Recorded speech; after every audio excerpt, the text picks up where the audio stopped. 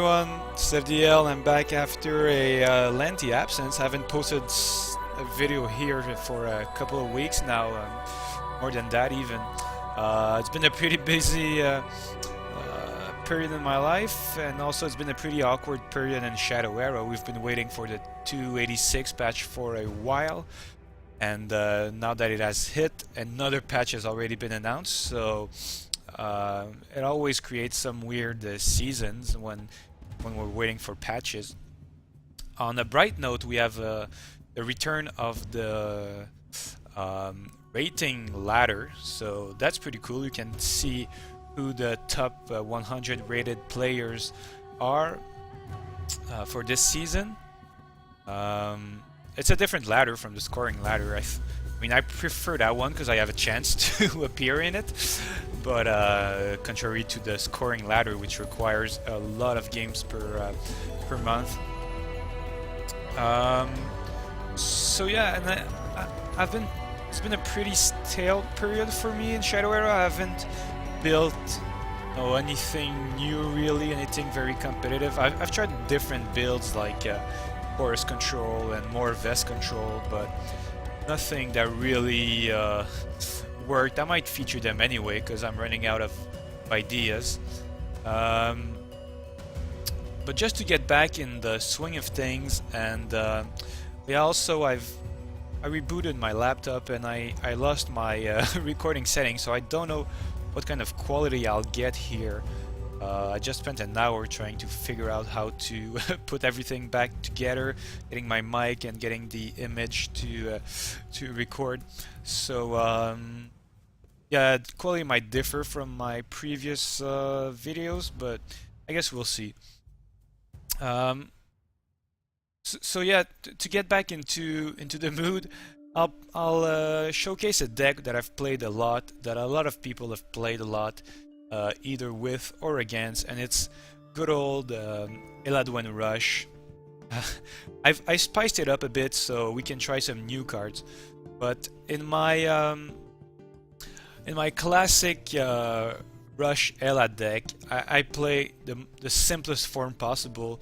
That's 4 Krises. Well, it's 4 each of Kris, Puwen, Aldon, Priest of the Light, Tainted Oracle, Fireball, Lightning Strike, Supernova, and Bad Santa, and then 3 Treasured Heirlooms. That's the most aggressive build, I think. It's super quick, super consistent. Just because I can and I want to, I'm gonna try a Fatebreak Familiar.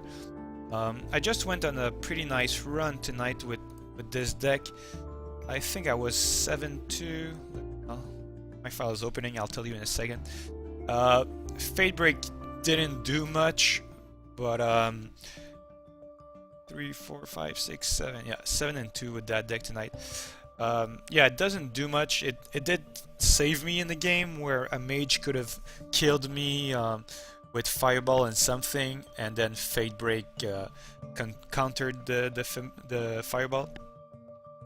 And I also want to try Pheonix Urigorn, a new 4-cost 2/4 that comes back on the play as a 3/5, but a blaze if he died when he was in the blaze. So that's very good value with Supernova. And Supernova is the key card. I mean, don't play 3 Supernovas if you're playing Rush Eladwen. Want to play 4 because that's the card the whole deck revolves around. Basically any deck, any starting hand that features Supernova is playable, and it will give you a chance to win. If you don't find your Novas early, you might be in a bit of a problem, but it's I mean, yeah, you can still win without Nova, but having it is very good. And you won't always play it, even if you have it. Sometimes you'll sacrifice it, but having it allows you to deploy in a certain way, either aggressively or defensively. Yeah, and it does a lot of damage. And the important thing is you must learn to time Supernova with Eladwen's ability. You always want to use, well, I should never say always in this game, but most of the time you want to use Eladwen's ability on the turn following a supernova. So you want to wipe the board. Ideally you have some guys on your side, they have some guys. You use your guys to attack into the hero, deal some damage, then you play Nova, wipe the whole board, yours and theirs. But that turn you've dealt 9, 10, 12 damage to your opponent while only taking 5, and you've killed their allies. Then on the next turn they'll play an ally, but you use Eladwen's ability to kill it or freeze it. The game will probably over before it unfreezes, or you'll play another Nova or something, and then play your own ally. So now you have the board, they have to use resources to kill your allies, and while they do that you play more guys and burn his face out. Yeah, so yeah, you know this deck if you've been around Shadow Era for a while. There's not much I can add. Some complain that it's a brainless deck. I think all decks are brainless after a while if you know how to play them in a given meta game. There's not a lot of decisions involved. There are a lot of well, I mean, there are always decisions, but they're usually pretty straightforward in all the decks. This deck also has a number of decisions early.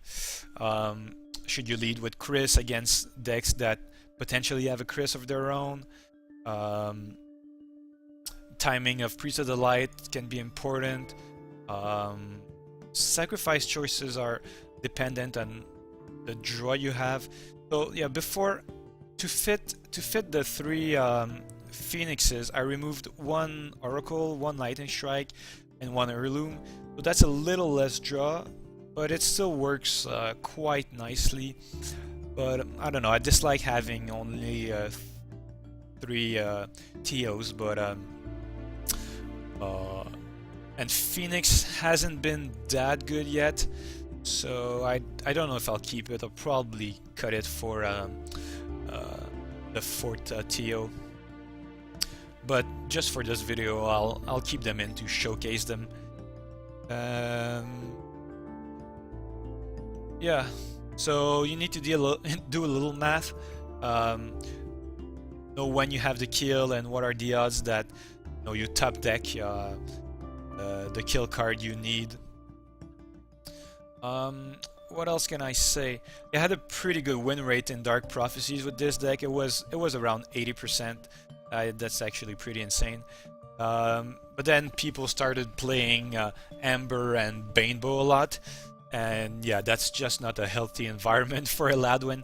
I mean, she can beat Banebow quite consistently, but she needs a specific starting hand to do that, and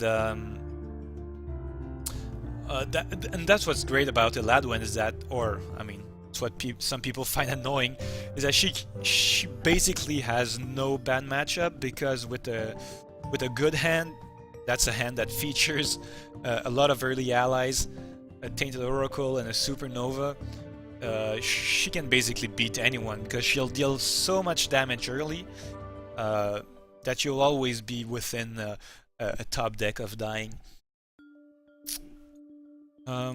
But yeah, she still has tough matchups. Obviously, Gwen and all the hunters with Soul Seeker. The new Zaladar with Dagger of Fate is pretty hard. Other than that, I can't think of anything too obvious right now. Let's see. I'm gonna see whom I faced Eladwen with. I didn't face that many Eladwens since Shadow Fate was released, and that's kind of well, I guess it's not that surprising because she didn't gain anything from, or at least the Rush build didn't gain anything in Shattered Fates, but and I guess people want to try new things. But yeah, Eladwen is very competitive still. One thing that maybe people will look to play, I mean, I see it in all the Rush lowest deck now is, oh, here it is, Amulet of Conjuring. So that's a 4-cost card that allows you to draw 3 cards at the cost of 1 Shadow Energy and 1 resource. That's pretty good to dig through your deck, but I haven't really played with it yet, but I've played against it a bunch, and I'm not that impressed. I mean, you do have to lose a big turn here, pay 4 while you're doing nothing. I mean, it's Tainted Oracle also costs you a card, a turn basically, but it can be used offensively in the right circumstances. So yeah, I don't know. I'm not a big fan. Tome of Knowledge, a lot of people will play in Rush Eladwen. I think it's way too slow. Don't want to lead with their turn 2 Tome of Knowledge.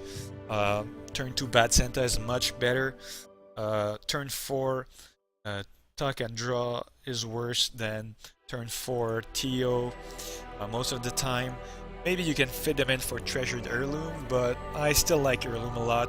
Allows you to kill Karashes or a lot of weenies with your own weenies. And it creates difficult situation where your opponent must give you cards, and which helps you dig for Supernova. So yeah, that's all I can think of right now, and I'll see you in a game.